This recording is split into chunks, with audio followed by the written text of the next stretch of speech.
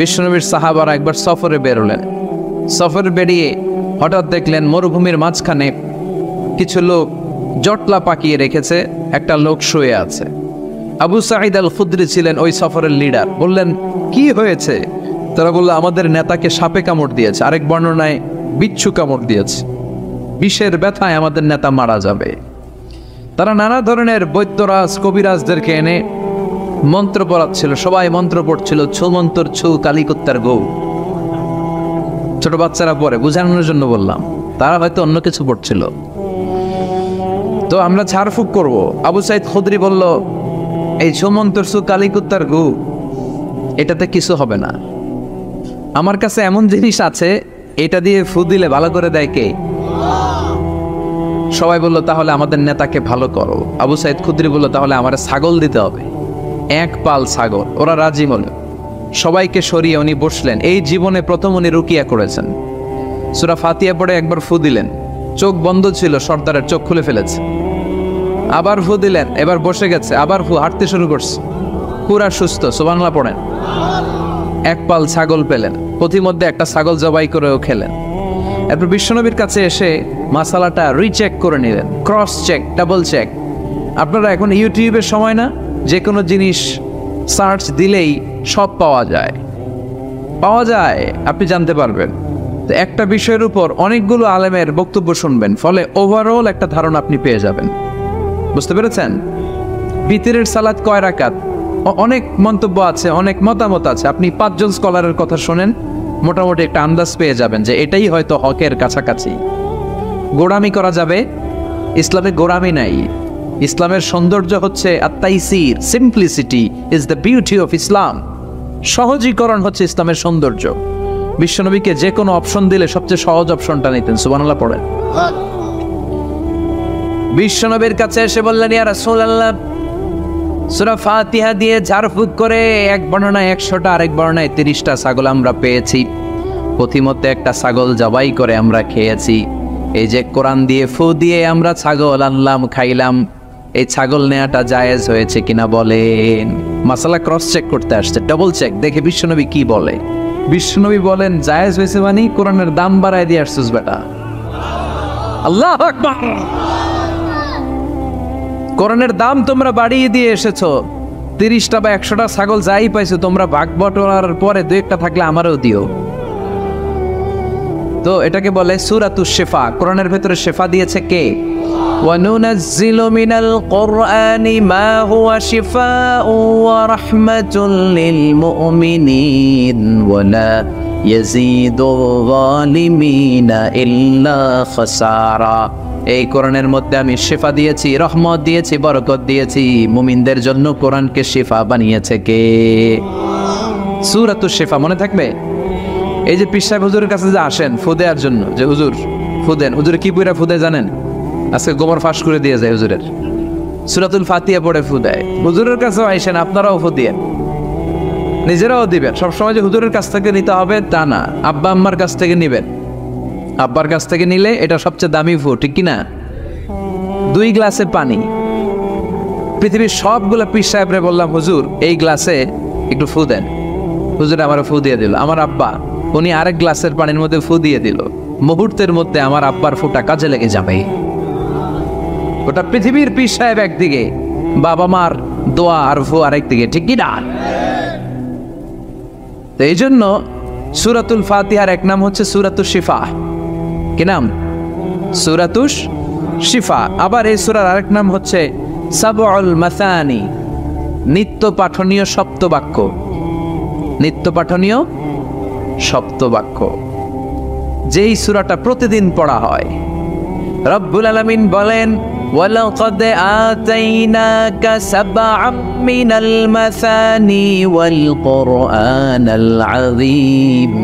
ও নবী, আমি আপনাকে নিত্য পাঠনীয় 7টা বাক্য দান করেছি, সাথে সাথে কোরআনে আজিম দান করেছি। সুবহানাল্লাহ। নিত্য পাঠনীয় 7টা বাক্য, এমন 7টা বাক্য এই সূরাতুল ফাতিহা, যে 7টা বাক্য সব সময় পড়তে হয়। যারা প্রতিদিন নামাজ পড়ে, শুধু ফরজ নামাজ পড়ে, তার 17 বার পড়তে হয় এই সূরাটা। সুবহানাল্লাহ মাহফিলের পরে। আর যারা সুন্নাত সহ পড়ে, তাদের প্রতিদিন 32 বার এই সূরাটা পড়তে হয়। তাহলে যেই লোকটার বয়স হয়েছে 50 বছর, সে যদি নামাজি হয়ে থাকে, একটু হিসাব করেন, লোকটার বয়স কত? 50। আর লোকটা নামাজি না বেনামাজি? নামাজি লোক, বয়স 50 বছর। তাহলে এই 50 বছরে সে যে কত লক্ষবার সূরা ফাতিহা পড়ছে ও নিজে জানে? সুবহানাল্লাহ কই? আল্লাহু আকবার। এমন সূরা যেটা প্রতিদিন পড়তে হয়। আবার বিশ্বনবী বললেন, লা তুহসা আজাইবুহু ওয়ালা তাবলা গরাইবুহু ফিহি মাসাবিহুল হুদা ওয়া মানারুল হিকমা। কোরআন এমন কিতাব, সূরাতুল ফাতিহা এমন সূরা, এই সূরার আশ্চর্যান্বিতার কোনো শেষ নাই। এই সূরা কোনোদিন পুরান হয় না। যাদের 80 বছর বয়স, কত কোটিবার আপনি সূরা ফাতিহা পড়ছেন? বুকে হাত দিয়ে বলেন তো, কখনো কি আপনার মনে হয়েছে যে প্রত্যেক দিন নামাজটা শুরু করলে এই সূরাটা দিয়ে শুরু করতে হয়? কত কোটিবার বললাম, আর ভাল লাগে না, পুরান লাগে। বুকে হাত দিয়ে বলেন, দাঁড়ান একজন, যে হুজুর আমার কাছে আর ভাল লাগে না, সূরাতুল ফাতিহা পড়তে পড়তে এটা পুরান লাগে, কালকে থেকে কুলফুল্লাহ দিয়ে শুরু করো। এরকম ডাকাইতে আছে কেউ? নাই, কারণ কোরআন কখনো পুরান হয় না। যতই পড়ি ততই নতুন। চিল্লায় পড়েন আল্লাহু আকবার। এজন্য বিশ্বনবী বললেন, ও উম্মতেরা শোনো, 60টা আয়াত বিশিষ্ট এই সূরাটাকে দেখতে ছোট মনে হয়, সবার মুখস্থ, প্রত্যেকের কলিজার ভেতরে আছে। তোমাদের কাছে সাধারণ মনে হয়, সূরাটা সাধারণ না, অসাধারণ করে সূরাটারে নাজিল করেছে কে? পড়েন সবাই, আউযু বিল্লাহি মিনাশ শাইতানির রাজীম, বিসমিল্লাহির রহমানির রহিম, আলহামদুলিল্লাহি রাব্বিল আলামিন, আর রহমানির রহিম, মালিকি ইয়াউমিদ্দিন, ইয়াকা না'বুদু ওয়া ইয়াকা নাস্তাঈন, اهدنا الصراط المستقيم صراط الذين أنعمت عليهم غير المغضوب عليهم ولا الضالين। চিল্লায় পড়েন আমিন। আর জোরে আমিন। আপনাদের মনোযোগ আছে না গেছে? কষ্ট হচ্ছে? কি বলেন? আমার তো কষ্ট হচ্ছে। রাত বাজে 12টা 5, এখনো আপনাদের ধৈর্যচ্যুতি হয় নাই। কফি খেয়ে আসছেন বোধহয়। কি কফি খাইছেন বলেন? নেসক্যাফে, এসপ্রেসো, মোকা, লাটে, ওল্ড টাউন কফি, স্টারবাকস, এগুলো খেয়ে আসছেন? কষ্ট হচ্ছে না তো? ফজর পড়তে কষ্ট হবে তো আপনাদের? শুনবেন আরো 2 মিনিট? কতক্ষণ শুনবেন? হ্যাঁ, আল্লাহ তুমি কবুল করো। আরো জোরে পড়েন আমিন। 7টা আয়াত বিশিষ্ট সূরা। রব্বুল আলামিন এই সূরাটাকে ওয়েলকামিং লেটার করে পাঠিয়েছেন। আল্লাহু আকবার। ওয়েলকামিং লেটার, অভিনন্দন পত্র। মন্ত্রী যদি আসে আমাদের প্রোগ্রামে, মাঝে মাঝে মন্ত্রী, MP, member of the parliament, ওনারা আসে না? আসলে আমরা ওয়েলকামিং লেটার দেই, স্মারকলিপি দেই, অভিনন্দন পত্র দেই, ঠিক কিনা? অভিনন্দন পত্রের ভেতরে 3টা জিনিস থাকে। কয়টা? চিল্লায় বলেন। প্রথমে থাকে প্রশংসা, মন্ত্রীর প্রশংসা। এরপর থাকে পরিচয়, এরপর থাকে দাবি দেওয়া। 3টা পার্ট থাকে একটা ওয়েলকামিং লেটারে। কয়টা পার্ট? প্রথমে থাকে প্রশংসা।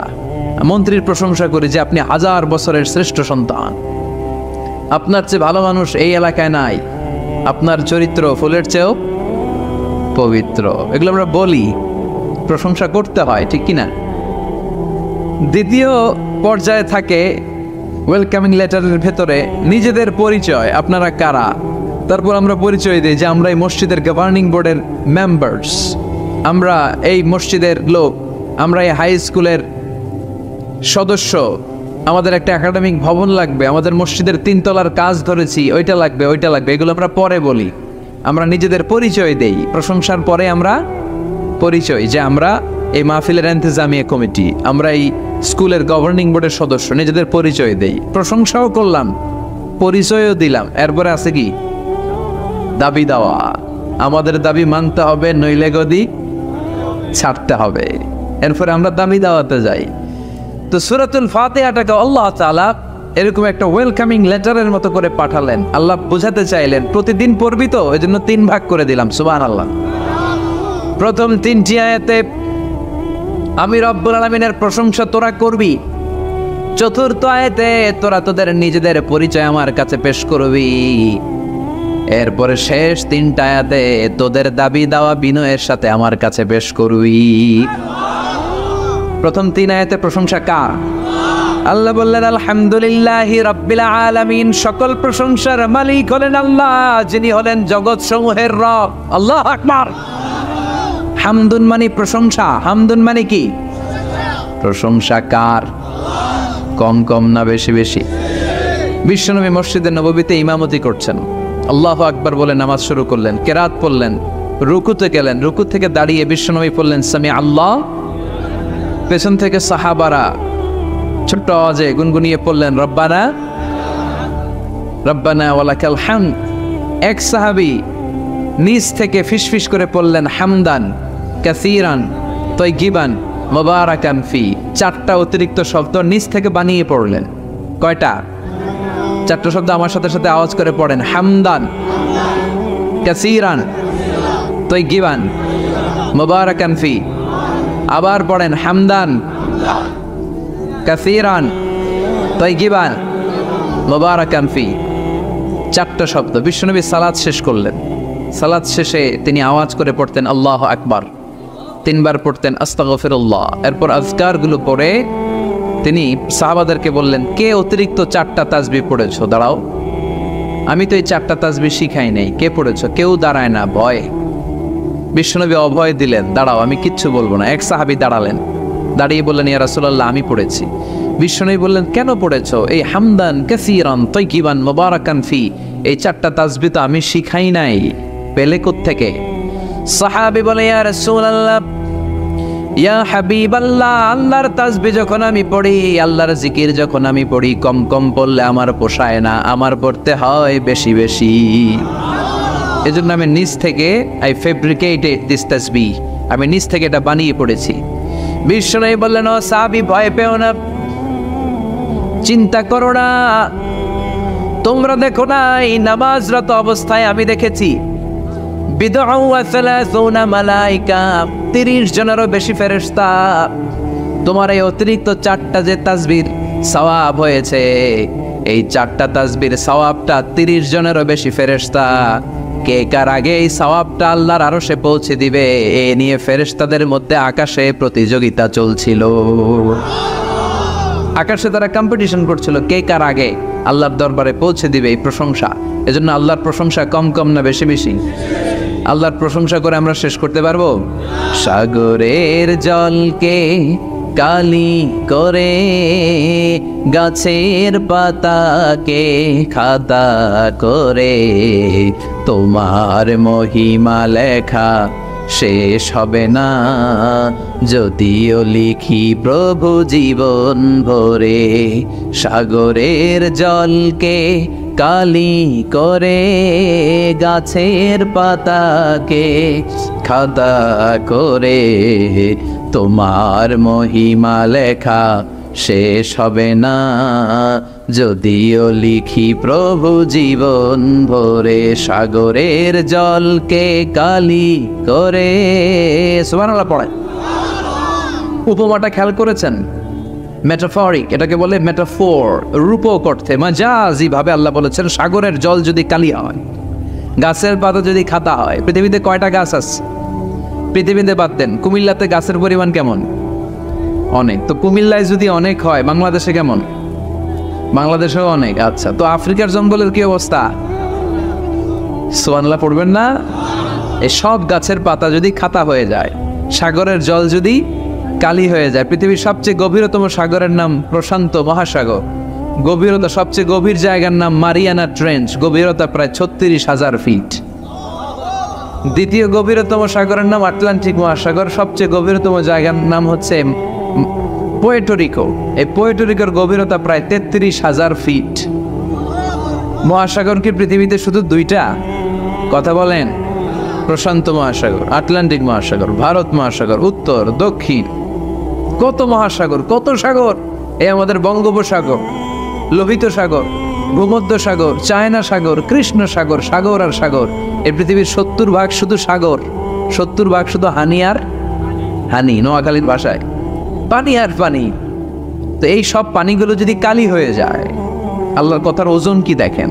কোত্থেকে আল্লাহ এই মেটাফোর রূপক অর্থ নিয়ে আসলেন। সব সাগরের পানি যদি কালি হয়ে যায়, সব গাছের পাতা যদি খাতা হয়ে যায়, সাগরের জল নামক কালি দিয়ে গাছের পাতা নামক খাতার উপরে যদি আমি আল্লাহর প্রশংসা লিখতে শুরু করে দাও, সাগরের জলও শেষ হয়ে যাবে, গাছের পাতাগুলো ফুরিয়ে যাবে, আমি আল্লাহর প্রশংসা করে শেষ করা যাবে না।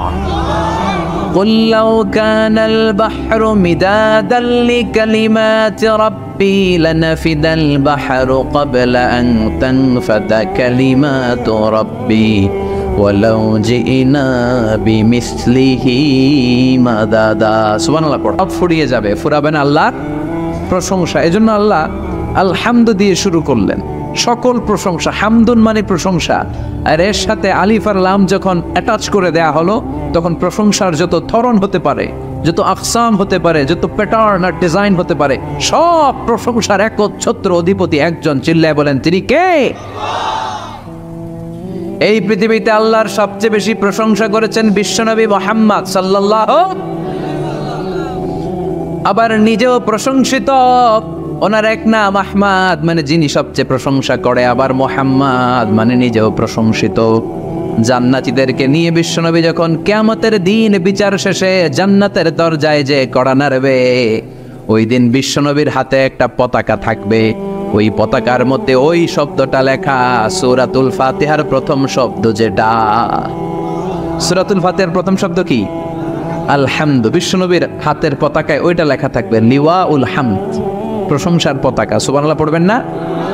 তার মানে আমরা এই সিদ্ধান্তে উপনীত হলাম যে সব সময় প্রশংসা করতে হবে একজনের। তিনি কে? আল্লাহ বললেন আলহামদু, আলহামদু লিল্লাহ। সব প্রশংসার মালিক হলেন আল্লাহ। কি সুন্দর নাম তার, কি মজার নাম। আলিফ লাম, লাম হা, আলিফ লাম। সবাই বলেন আলিফ লাম, লাম হা। আওয়াজ করে আলিফ লাম, লাম হা। এটা কার নাম? আল্লাহর নামটা জপতে কেমন লাগে? হৃদয় থেকে এই গভীর রাতে আল্লাহর একটা ডাক দেন তো, বলেন আল্লাহ। প্রাণটা জুড়িয়ে আবারও আল্লাহরে ডাকেন, বলেন ইয়া আল্লাহ। নামটা মজা লাগে না? আল্লাহ বলেন হুয়াল আউয়াল ওয়াল আখির ওয়াল যাহির ওয়াল বাতিন। তিনি প্রথম, তিনি শেষ, তিনি প্রকাশ্য, তিনি গোপন। সুবহানাল্লাহ। তার মানে প্রথমে কে, শেষে কে?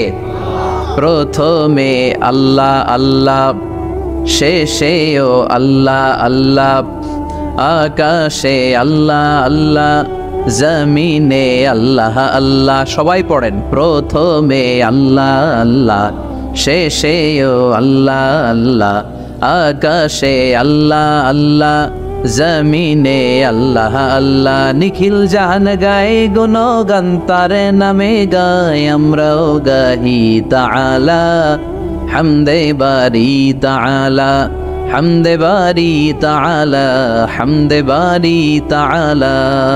সুবহানাল্লাহ পড়েন। আলহামদুলিল্লাহ। সকল প্রশংসার মালিক কে? আল্লাহ বললেন সকল প্রশংসার মালিক হলাম আমি, আর আমি হলাম রব্বিল আলামিন, জগৎ সমূহের রব। আল্লাহর আরেক নাম হলো রব। আল্লাহর আরেক নাম কি? কবরের প্রথম প্রশ্ন কি? মার রব্বুক, তোমার রব কে? আমাদের উত্তর কি? আমরা বলবো আল্লাহ আমারে রব, আল্লাহ আমারে রব। দমে দমে তনু মনে তারি অনুভব, আল্লাহ আমারে রব। তোমার দুনিয়াতে আমি যেদিকে তাকাই, অথই নিয়ামাতে ডুবে আছি সবাই। পাক পাখালির গানে শুনি তাসবিহ কল রব, তাসবিহ কল রব, আল্লাহ আমারে রব। ওনার নাম হচ্ছে রব। নাম কি? এজন্য আমরা যখন দোয়া করি, দোয়ার শুরুতে কোন শব্দ থাকে? রব। রব্বানা যালামনা আনফুসানা ওয়া ইল্লাম তাগফির লানা ওয়া তারহামনা লানাকুনান্না মিনাল খাসিরিন রব্বানা আতিনা ফিদ দুনিয়া হাসানাতাও ওয়া ফিল আখিরাতি হাসানাতাও ওয়া কিনা আযাবান নার। মুসা আলাইহিস সালামের জিহ্বা দিয়ে কথা বের হয় না, উনি দোয়া করলেন রব্বিশরাহলি সাদরি ওয়া ইয়াসসিরলি। তার মানে সব দোয়ার শুরুতে কার নাম? আবার যখন আমরা রুকুতে যাই আমরা পড়ি সুবহানা রাব্বিয়াল, আবার যখন আমরা সিজদায় ঢলে পড়ি আমরা পড়ি সুবহানা রাব্বিয়াল আ'লা। চিল্লায় কোন ঠিক কিনা? রব মানে হচ্ছে সাস্টেইনার, বিধানদাতা, রিজিক দাতা, পালন কর্তা। আল্লাহর একটা নাম হচ্ছে রব। আমাদের রব কে? আল্লাহ। রব কারে বলে একটু সহজে আজকে বুঝিয়ে দিয়ে যাই। রব হচ্ছে যার যখন যেটা যতটুকু দরকার তাকে তখন সেটা ততটুকু যিনি চাওয়ার আগেই দিয়ে দেয়, তার নাম রব। বুঝতে পেরেছেন? সহজ হয়েছে না কথাটা? যার যখন যেটা যতটুকু দরকার তাকে তখন সেটা ঠিক ততটুকু যিনি ফরিয়াদ করার আগেই পৌঁছে দেয়, তার নাম রব। আমাদের যখন যেটা লাগে ব্যবস্থা করে কে? মায়ের পেটে 8 মাস ছিলাম, 9 মাস ছিলাম, 10 মাস ছিলাম। এই 8 মাস 9 মাস আমারে খাবার দিল কে? পানি দিল কে? অক্সিজেন দিল কে? চাইছিলেন? মায়ের পেটে চাইছিলেন না আল্লাহর কাছে যে আল্লাহ ঠিক মতো দিও, টাইমলি খাবার পাঠায় দিও? চাইছিলেন? চাওয়ার আগে যার যা লাগে কে দেয়? তাকে বলে রব। আবার মায়ের পেট থেকে দুনিয়ায় আসলেন, আমার মায়ের জরায়ুর সাথে আমার নাড়ের একটা কানেকশন, একটা লাইন, ওই লাইন দিয়ে আল্লাহ 9 মাস যাবত আমারে পানি দিলেন, খাবার দিলেন, অক্সিজেন দিলেন। সঙ্গত কারণেই দুনিয়াতে আসলে দুনিয়ার মানুষ ওই লাইনটা কেটে দেয় নাকি রেখে দেয়? কেটে দেয়। কেটে দিলে বাচ্চা প্রথম চিৎকারটা দেয়, মানব শিশু প্রথম চিৎকার হাঁকে পৃথিবীতে, ওয়া ওয়া। আমরা শুনি ওয়া, আসলে আল্লাহরে ডাক দেয়। আল্লাহরে ডেকে বলে মাবুদ, খাবারের, অক্সিজেনের আর পানির একটা মাত্র লাইন ছিল, চিল্লায় বলেন কয়টা? দেখো দুনিয়ার মানুষ কত নিষ্ঠুর। আসার সাথে সাথে কারোর সাথে আমার শত্রুতা নাই, জমি নিয়ে মারামারি নাই, কিলাকিলি নাই। একটা মাত্র খাবারের লাইন দিয়ে 10 মাস বেঁচেছিলাম। মানুষগুলো নিষ্ঠুর, খাবারের একটা লাইন কেটে দিল, এখন খাবো কি? আল্লাহ বলেন গোলাম, যে আল্লাহ 10 মাস তোরে মায়ের পেটে খাওয়ালাম, ওই আল্লাহ এখনো আছে না নাই? একটা লাইন ছিল মায়ের নাড়ের ভেতরে, খাবারের একটা লাইন। চিন্তা নাই, কষ্ট নাই, দুঃখ নাই। একটা খাবারের লাইনের বদলে আজ থেকে তোর মায়ের বুকের ভেতরে খাবারের 2টা লাইনের ব্যবস্থা করে দিলাম। চাইছিলেন যে আল্লাহ আসার সাথেই তো আমার লাইন কেটে দিবে, খানা কিন্তু রেডি রেখেন আল্লাহ? চাইছিলেন না সবাই? চাওয়ার আগেই যার যা লাগে যিনি দিয়ে দেয় তার নাম তাফসীর। বুঝতে পারছেন? এরপরে মায়ের দুধ খেতে লাগলাম। মায়েরা গভীর রাত মাইকের সাউন্ড যাদের কানে যায়, বুকের দুধ খাওয়াবেন ছেলে মেয়েদেরকে। বাচ্চা ডেলিভারি হওয়ার পরেই মায়ের বুকে যে দুধটা, সেটার বলে শাল দুধ। এটা আল্লাহর পক্ষ থেকে বাচ্চার জন্য প্রাকৃতিক টিকা। সুবহানাল্লাহ কইবেন না? আমরা হসপিটালে যে টিকা দেই 5টা 7টা, প্রথম টিকাটা আল্লাহ ফ্রি দিয়ে দিছে। বাচ্চাদের গ্রোথ হবে না যদি না খাওয়ান। খাওয়াবেন, সব মায়েরা খাওয়াবেন। ওয়াল ওয়ালিদাতু ইউরদি'না আওলাদাহুন্না হাওলাইনি কামিলাইন, 2 বছর খাওয়াবেন। যারা বৃদ্ধাশ্রমে থাকতে চান না তারা খাওয়াবেন। আর যারা ডানু খাওয়াবেন তাদের জায়গা হবে কি? ছেলে আমার মস্ত মানুষ, মস্ত অফিসার, মস্ত ফ্ল্যাটে যায় না দেখায় পারেও পার, নানান রকম জিনিস আর আসবাব দামি দামি, সবচেয়ে কম দামি ছিলাম একে মাত্র আমি। ছেলের আবার আমার প্রতি অগাধ সম্ভ্রম, আমার ঠিকানা তাই বৃদ্ধাশ্রম। কি দুঃখের কথা, মা কেঁদে কেঁদে বলে কোনো মা বাবার জন্য বৃদ্ধাশ্রমে থাকা না লাগে, ঠিক কিনা? তো বৃদ্ধাশ্রমে যারা থাকতে চান না তাদেরকে দুধ খাওয়াবেন, দেখবেন এই ছেলেগুলো এরকম ডাকাত হবে না। আল্লাহ তুমি বুঝার তৌফিক দাও। তার মানে মায়ের পেটে যখন ছিলাম খাবার দিল কে? দুনিয়াতে আসার পরে বুকের দুধের ব্যবস্থা করলো কে? আচ্ছা, মায়ের বুকের দুধ যখন আমরা খেতাম আমাদের দাঁত ছিল না। তার মানে দাঁত দরকার নাই, দেয়ও নাই। বয়স আমার 1 বছর 2 বছর যখন হইতে শুরু করলো, একটু বড় হয়েছে, এখন তো শুধু দুধে চলবে না, এখন মাছ খাইতে হবে, গোশ খাইতে হবে, কুরবানির হাড্ডি চাবাইতে হবে। কথা কন? তো এখন আমার দাঁতের দরকার আছে না নাই? দাঁত যখন দরকার ছিল না দেয় নাই, যখনই দরকার তখনই দিছে কে? আবেদন করছিলেন না অনলাইনে? কথা কন, অনলাইনে আবেদন করছিলাম তো আমরা, জাল্লা বয়স যখন ঠিক এই পর্যায়ে চলে যাবে দাঁত দিও তুমি, দাঁত চাইছিলেন? চাওয়ার আগে যিনি দেয় তার নাম। দেখেন বাংলাদেশে ভাল্লুক, উল্লুক, বাঘ যেগুলো আছে এগুলোর গায়ের পশমগুলো পাতলা। এই বাঘই যেগুলো স্ক্যান্ডিনেভিয়ান কান্ট্রিগুলোতে, সাইবেরিয়াতে আছে, ডেনমার্কে আছে, সাইবেরিয়াতে, তারপর নরওয়েতে, অসলোতে যেই বাঘ ভাল্লুকগুলো আছে ওদের চামড়া ইয়া মোটা, মনে হয় যেন প্রাকৃতিক কম্বল দিয়ে আল্লাহ এই সিংহটারে তৈরি করছে। উট শুধু আরব দেশেই নাই, আরব দেশের উটের চামড়া বড় পাতলা, কিন্তু নরওয়ে স্ক্যান্ডিনেভিয়ান ওই বরফের এলাকাতে উট হয়, ওই উটের গায়ের মধ্যে ইয়া লম্বা লম্বা পশম। তার মানে ওখানে প্রচন্ড ঠান্ডা, ওখানে সার্ভাইভ করতে গেলে, বাঁচতে হলে গায়ের মধ্যে মোটা কম্বল লাগবে। চাওয়ার আগেই ওই প্রাণীগুলোরে কম্বল দিয়ে পাঠিয়েছে কে? আবার এই দেশের প্রাণীগুলোর চামড়া যদি মোটা হতো, উলের পশম থাকতো আর কম্বলের মতো সেটিং করা থাকতো, এই দেশের বাঘ ভাল্লুকগুলার কষ্ট হতো। তাই এই দেশের বাঘ ভাল্লুক আর ওটের চামড়া পাতলা করেছে কে? সুবহানাল্লাহ কইবেন না? যার যখন যেটা যতটুকু দরকার তাকে তখন সেটা ততটুকু চাওয়ার আগে যিনি দেয় তার নাম। যেখানে যতটুকু লাগে, কুমড়া গাছ, লাউ গাছের নিচে কেউ বিশ্রাম নেয়? বিশ্রাম নেই কই?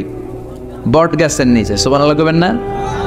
একজন লোক ছোটবেলা গল্প শুনেছি, বট গাছের নিচে শুয়ে শুয়ে আল্লাহরে গালি দিচ্ছে। আল্লাহর কেমন বিবেক, ইয়া বড় বট গাছ আর বট ফলগুলা এত ছোট ছোট, আর লাউ গাছ আর কুমড়া গাছের ইয়েটা কি খুব মোটা না চিকন? চিকন হয়ে এরকম বেড়ে ওঠে লাউ গাছ। লাউ গাছরে দিল আল্লাহ এত চিকন করে, ফল দিছে এত মোটা। আর এত বিশাল বড় বট গাছ, এটার ফল হলো এত ছোট। তো আল্লাহর গালি দিতে দিতে কোন সময় যে ঘুমাই গেছে নিজেও জানে না। হঠাৎ করে নাকের মধ্যে ছটাম করে বট ফল পড়ছে একটা, লাভ দিয়ে উঠছে, নাক দিয়ে রক্ত বের হওয়া শুরু হয়েছে। রক্ত মুছতে মুছতে মনে মনে ভাবে, আসলেই তো আমি বড় একটা উল্লুকা পাঠা। আজকে এই বট গাছের মধ্যে যদি লাউয়ের মতো ফল দিত, কুমড়ার মতো ফল দিত, আমার নাকের উপরে ওই লাউ আর কুমড়া বললে আমি থাকতাম না, আমি বিদায় হয়ে যেতাম, অক্কা পেয়ে যেতাম, ঠিক কিনা? যেখানে যেটা যেভাবে যতটুকু দরকার তার নাম। চিৎকার করে তার নাম। আল্লাহ বললেন আমি হলাম রব্বিল আলামিন, জগৎ সমূহের রব। আলাম মানে একটা জগৎ, আলামিন মানে অনেক জগৎ, মাল্টি ডাইমেনশনাল ইউনিভার্স। উদ্ভিদ জগতের রব তিনি, প্রাণী জগতের রব তিনি, সাগর জলের অতল গহ্বর জগতের রব তিনি, মহাকাশের জগতের রব তিনি, সৌর জগতের রব তিনি, অদৃশ্য জগতের রব তিনি। চিল্লায় বলেন ঠিক কিনা?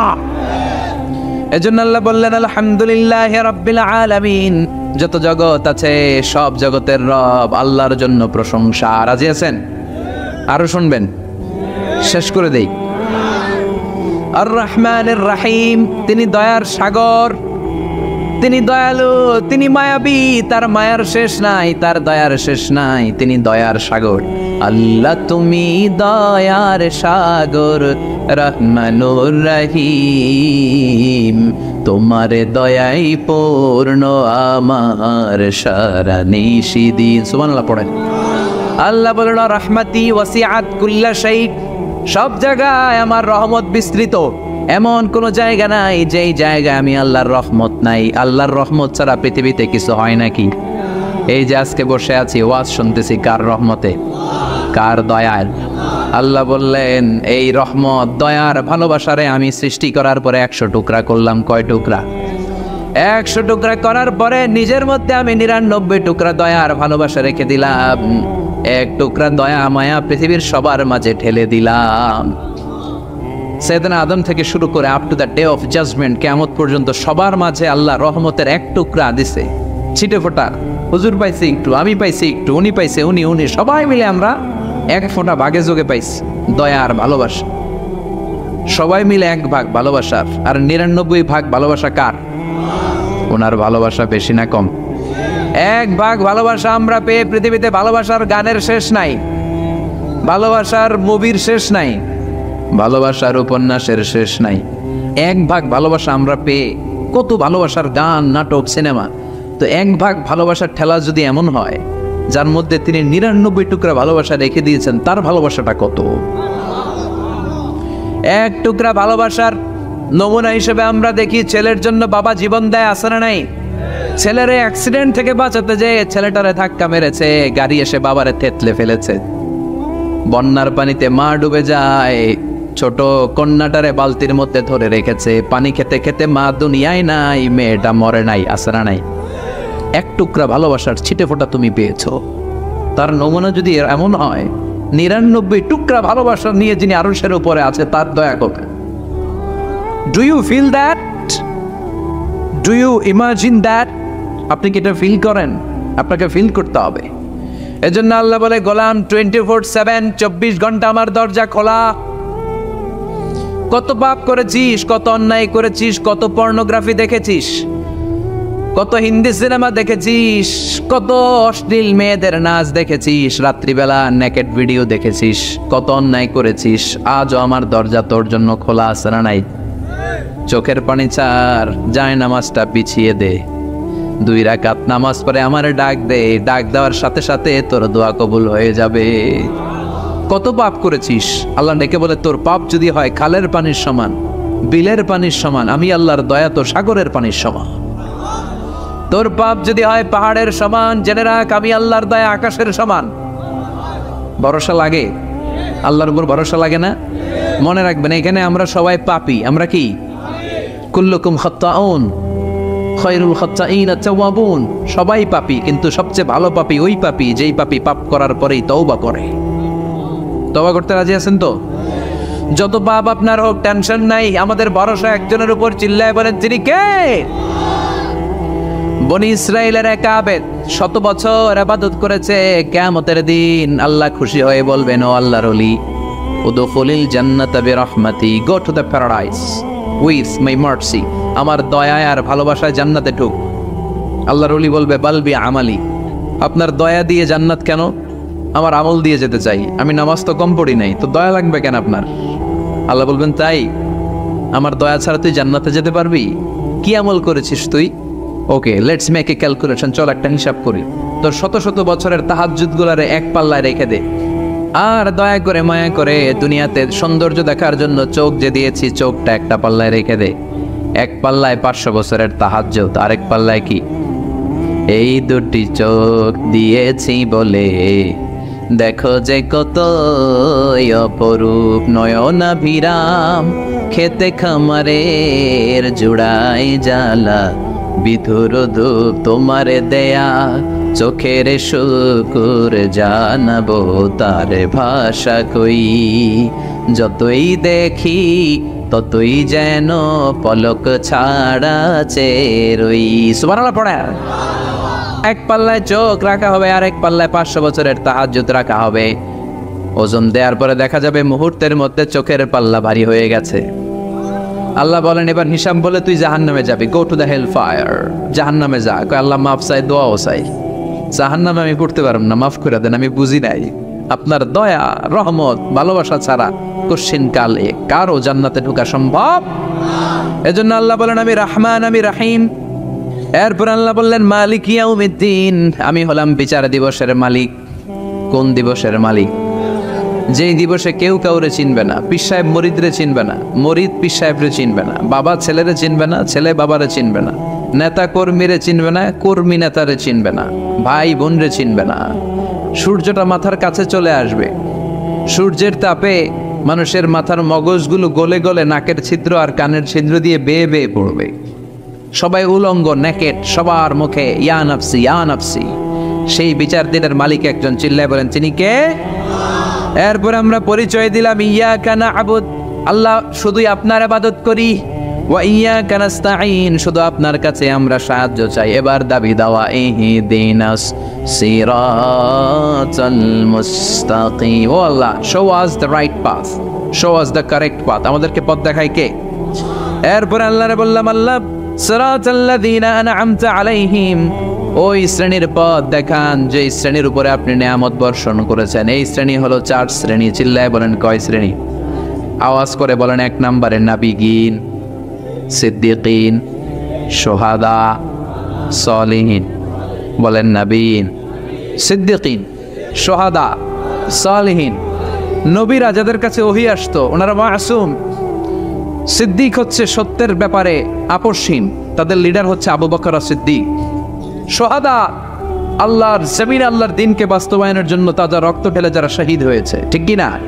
আমাকে শহীদ করে সেই মিছিলে শামিল করে নিও, যে মিছিলের নেতা মীর হামজা খোবায়েবে খাব্বাব আল্লাহর কাছে ছিল অতি প্রিয়, শামিল করে নিও। পড়েন আমিন। এই 4 শ্রেণীর পথ আল্লাহ তুমি আমাদের দাও। গায়রিল মাগদুবি আলাইহিম ওয়ালাদ-দাল্লিন, 2 শ্রেণীর পথ থেকে আমরা পানা চাই। এক হলো গায়রিল মাগদুবি আলাইহিম, যাদের উপর তোমার রাগ, তোমার গোসা, তোমার ক্রোধ লানত প্রাপ্ত ইহুদি জাত থেকে আমরা পানাহ চাই। ওয়ালাদ-দাল্লিন, ভ্রষ্ট যারা নাসারা, সব মুফাসসিররা একমত যে আল মুরাদু বি আল মাগদুবি আলাইহিম আল ইয়াহুদ ওয়াল মুরাদু বিদ-দাল্লিন আন নাসারা। সব মুফাসসিররা পৃথিবীতে একমত যে মাগদুব আলাইহিম দ্বারা বোঝানো হয়েছে ইহুদিদেরকে। পৃথিবীর সবচাইতে টেরা জাতি, নিজেদের 70,000 নবীকে নিজেরা জবাই করেছে। নাউজুবিল্লাহ পড়বেন না? বিশ্ব নবীকে হত্যার ষড়যন্ত্র করেছে, ছাগলের গোশতের মধ্যে বিষ মাখিয়ে আমার বিশ্ব নবীরে খাওয়াতে চেয়েছে। এমনকি বিশ্বনবী ইন্তেকালের পর বিশ্বনবীর লাশ মোবারক চুরির ষড়যন্ত্র করেছে। এরা সবচেয়ে বড় সুদখোর, সবচেয়ে বড় মুনাফিক, সবচেয়ে বড় বাটপার। এই জাতিটার নাম হচ্ছে ইহুদি। ইয়া আইয়ুহাল্লাযীনা আমানু তুবু ইলাল্লাহি তাওবাতান নাসুহা। ও বিশ্বাসীরা, তোমরা যদি অন্যায় করে ফেলো, তোমরা যদি ভুল করে ফেলো, তোমরা যদি নিজের নফসের উপর জুলুম করে ফেলো, উপলব্ধি আসার পরে আমার কাছে ক্ষমা চাও, তওবা করো। তওবার মতো তওবা করলে আমি জীবনের সব গুনাহ মাফ করে দিতে পারি। তিনি দয়াময়, তিনি মেহেরবান, তার দয়া যে কত বিশাল আপনি কল্পনাও করতে পারবেন না। তুবু ইলাল্লাহি তাওবাতান নাসুহা, তওবার মতো তওবা। তাওবাতুন নাসুহা মানে কি? তওবার মতন তওবা, এমন তওবা যে তওবাতে আল্লাহ আপনারে মাফ করবেই, যেই তওবার মধ্যে জড়িত আছে আবেগ, যেই তওবাতে জড়িত আছে চোখের পানির স্পর্শ, চোখের পানির এত দাম। অনুতপ্ত বান্দা যখন গুনার কথা স্মরণ করে কাঁদে, চোখের পানি ছেড়ে দেয়, এই চোখের পানি চোখ বেয়ে নাকের ডগাবে মাটিতে পড়ার আগেই আল্লাহ অনুতপ্ত বান্দার জীবনের সব গুনাহ মাফ করে দেয়। এজন্য চোখের পানি ছাড়তে হবে। আমাদের হৃদয়ের ভেতরটা অনেকের খুব শক্ত, নরম হয় না, চোখ দিয়ে পানি না হয় না। সর্বশেষ কবে যে আমরা কেঁদেছিলাম অনেকের মনে নাই, এরকম আছে না নাই? যদি জিজ্ঞেস করি ভাই আল্লাহর ভয়ে সর্বশেষ কাঁদছিলেন কবে, মনে নাই। কবে যে কাঁদছিলাম, এত ব্যস্ত আমি, কখন কাঁদবো, কাঁদারই তো সময় নাই, এরকম আছে না নাই? না, কুল্লুকুম খাত্তাউন, সবাই পাপী। আর এই পাপীদের মধ্যে সবচেয়ে বড় পাপী যে পাপ করার পরপরই তওবা করে। আপনার পাপ কত বড়? কি অন্যায় করেছেন আপনি? কি গুনাহ করেছেন? কত বড় জুলুম করেছেন? আপনার পাপ, আপনার অন্যায়, আপনার ভুল, আপনার জুলুম যত বড়ই হোক, আল্লাহর দয়া, আল্লাহর ক্ষমা তার চাইতে বড়। আমাদের পাপ যদি হয় খালের পানির সমান, বিলের পানির সমান, জেনে রাখবেন আল্লাহর দয়া সাগরের পানির সমান। আমাদের পাপ যদি হয় পাহাড়ের সমান, আল্লাহর দয়া আকাশের সমান। এজন্য আল্লাহ বললেন তুবু ইলাল্লাহি তাওবাতান নাসুহা, তওবার মতো তওবা করো। তওবার মতো যদি তওবা করতে পারো, সব গুনাহ মাফ করে দিতে পারে কে? কত যে দয়াময় তিনি, কত যে মেহেরবান। দয়ার ভালোবাসাকে তিনি 100 টুকরা করেছেন। 1 টুকরা আমাদের সবার মাঝে ভাগ করে দিয়েছেন, 99 টুকরা উনি নিজের মধ্যে রেখে নিয়েছেন। দেখেন আমাদের 1 টুকরার ভালোবাসার নমুনা পৃথিবীব্যাপী আপনি খোঁজ করে দেখেন, কত ভালোবাসার ঘটনা। এক একজন যে কত লাভ স্টোরি জানে। যদি জিজ্ঞেস করি ভাই একটা লাভ স্টোরি শোনান, আপনি ঘটনা শুনতে শুনতে নিজেই কাঁদতে শুরু করবেন। এত চমৎকার লাভ স্টোরি, এত চমৎকার ভালোবাসার উপন্যাস, এত চমৎকার নাটক, ভালোবাসার দৃশ্য দেখলে অবাক লাগে। বন্ধু বন্ধুর জন্য ভালোবাসা, স্বামী স্ত্রীর জন্য ভালোবাসা। নেপালের ওই যে কি যেন একটা এয়ারপোর্টে আমাদের ইউএস বাংলা একটা এয়ারক্রাফট ক্র্যাশ করেছিল, হ্যাঁ, হাজব্যান্ড ওয়াইফ, কি নাম এটা? ত্রিভুবন ইন্টারন্যাশনাল এয়ারপোর্ট, ত্রিভুবন। এই ত্রিভুবনে আমাদের পাইলট যখন সিগন্যাল চাচ্ছিল ওখানে ওই 10 না 01 নাকি 20 এই নিয়ে কনফিউশনের কারণে ওনারা সেফলি ল্যান্ড করতে পারেনি, মারাত্মক ক্র্যাশ।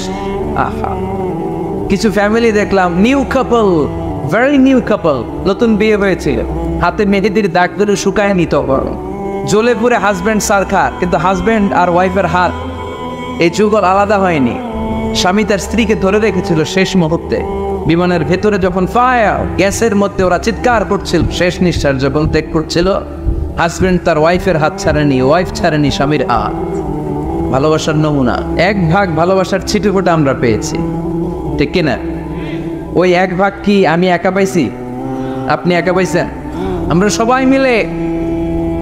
আমি পত্রিকায় একটা রিপোর্ট দেখেছি, আমি প্রায় বলি, বন্যার পানিতে পানি খেতে খেতে মা জীবন শেষ, কোমর পানি, গলা পানি, নাক সমান পানি, পানি খেতে খেতে শেষ, কিন্তু বাচ্চাটারে বুদ্ধি করে বালতির মধ্যে এরকম চেপে ধরে রাখছে, বন্যার পানিতে পানি খেতে খেতে মা শেষ। আল্লাহর মেহেরবানিতে বাচ্চাটা মরে নাই। এই কলিজার টুকরা দুধের বাচ্চার জন্য মা জীবন দিয়ে দিই, এই বাচ্চার জন্য মায়ের হৃদয়ের ভালোবাসাটা ঢুকাই দিছে কে? দুনিয়ার ভালোবাসার নমুনা যদি এই হয়, 100 টুকরা ভালোবাসার এক টুকরার এক্সাম্পল যদি পৃথিবীতে এই হয়, যার মধ্যে 99 টুকরা ভালোবাসা তিনি রেখে দিয়েছেন, তার ভালোবাসা বেশি না কম?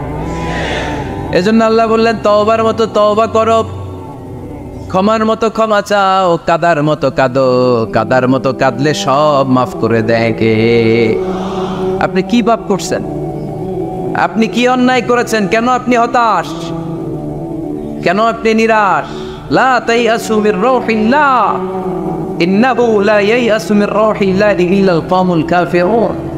আল্লাহর রহম থেকে, ভালোবাসা থেকে নিরাশ হয়ো না। আল্লাহর রহমত আর দয়া থেকে নিরাশ হয় তারা যারা কাফের, ঠিক কিনা? কত পাপ করেছেন আপনি?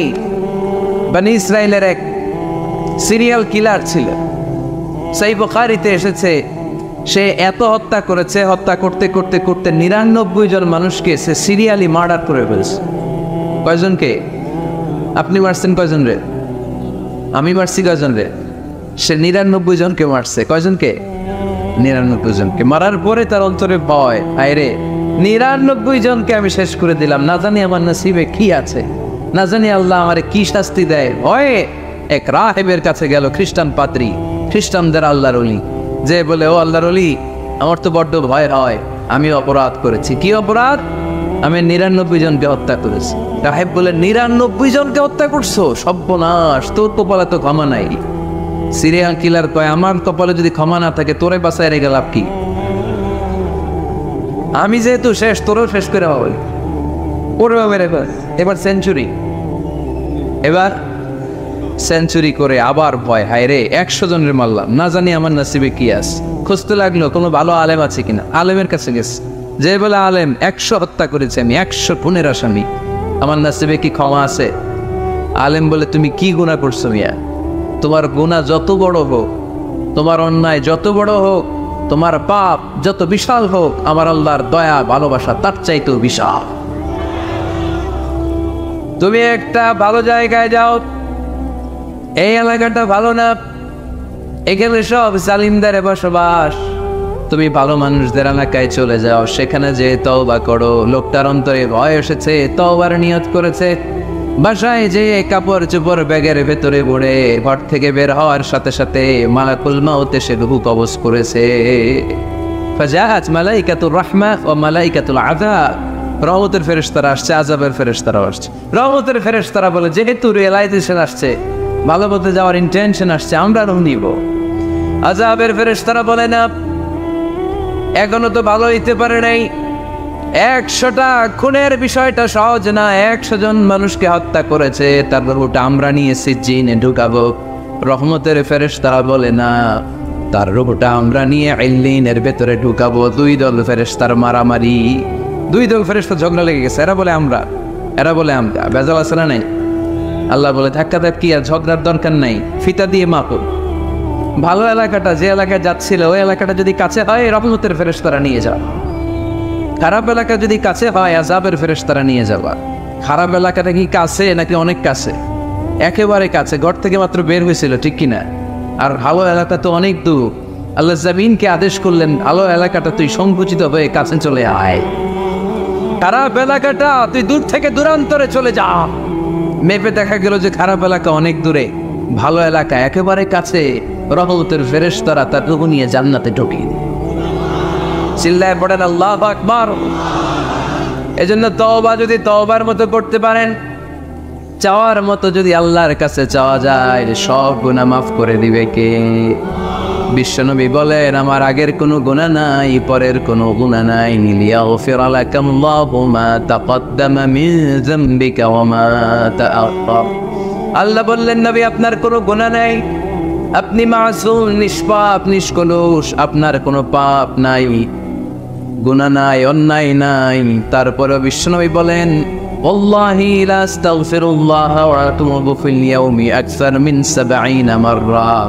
প্রতিদিন আমি বিশ্বনবী ৭০ বারেরও বেশি আল্লাহর কাছে তওবা করি। কয়বারের বেশি? কোনো গুনাহ আছে? কোনো পাপ আছে? কোনো অন্যায় জীবনে করেছে? উনি যদি প্রতিদিন করে ৭০ বার, আমাদের করা দরকার কয়বার? হ্যাঁ, ৭০,০০০ বার। আচ্ছা, আমরা করি কয়বার? কয়বার করি?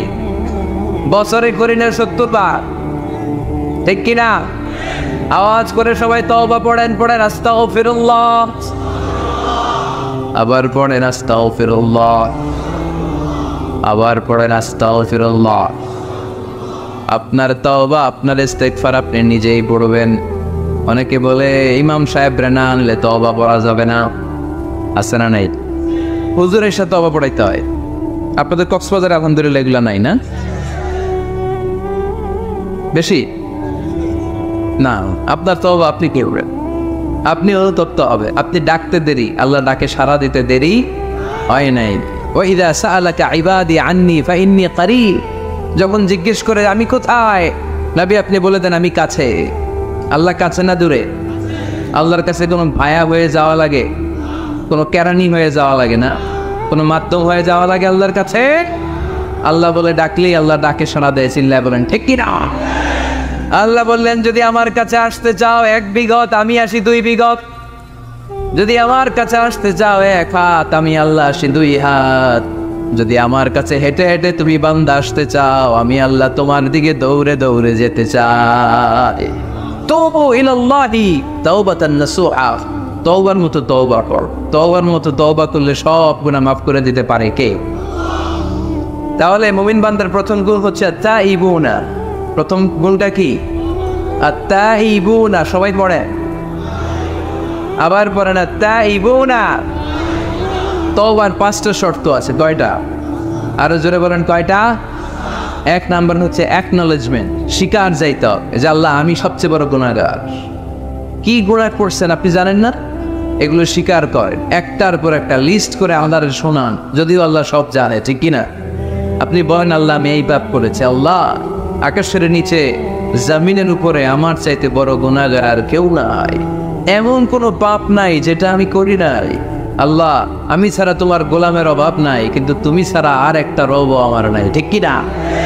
এভাবে আল্লাহরে বলেন। অ্যাকনলেজমেন্ট, স্বীকারোক্তি, আল ইকরার, স্বীকার জান যে আপনি গুনাহগার, আপনার চাইতে বড় গুনাহগার এই তল্লাটে দ্বিতীয়টা নাই। ২ নাম্বার হলো রিপেন্টেন্স, অনুতপ্ত হন, চোখের পানি ছাড়েন, মাফ করে দিবে কে?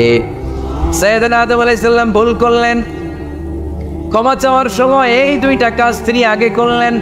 প্রথমে তিনি স্বীকার গেলেন তিনি ভুল করেছেন, তারপরে তিনি অনুতপ্ত হলেন। আমরাও যদি ভুল করি কেমন করে আল্লাহর কাছে ক্ষমা চাইতে হয় সেই দোয়াটা আমাদের জন্য রেখে গেলেন। পড়েন রব্বানা যালামনা আনফুসানা ওয়া ইল্লাম তাগফির লানা ওয়া তারহামনা লানাকুনান্না মিনাল খাসিরিন। ও আমাদের রব, জুলুম করেছি নাফসের উপর, তুমি যদি মাফ না করে দাও আমরা ক্ষতিগ্রস্তদের অন্তর্ভুক্ত হয়ে যাব, আমরা খাসিরিনদের ভেতর শামিল হয়ে যাব, ঠিক কিনা? তাহলে প্রথমে গেল অ্যাকনলেজমেন্ট, স্বীকারোক্তি, স্বীকার করবে। ওযু করে জায়নামাজটা বিছিয়ে দিয়ে স্বীকার করেন যে আল্লাহ আমার চেয়ে বড় ভাবে কেউ নাই, চোখের পানি ছেড়ে অনুতপ্ত হন। 3 নম্বরে স্টপ। 3 নম্বরে কি? সবাই বলেন স্টপ মানে কি? থামেন, আর না, অনেক আগ বাড়ছে, এবার একটু থামেন। যেই পাপটা করেছিলেন ওটা থামায় দেন। নাকি ঘুষ খাইতেছেন, সকালে ঘুষ খাইয়া বিকালে মাফ চাবেন, বিকালে ঘুষ খাই আবার রাতে মাফ চেয়ে নিন। এটা আল্লাহর সাথে গেম খেলা হয়ে যায়, ঠিক কিনা? আল্লাহর সাথে গেম খেলা যাবে? আল্লাহর সাথে কৌশল করা যায়? সব কৌশলীর বড় কৌশলী কে? কেউ যেটা পারে না, পারে কে?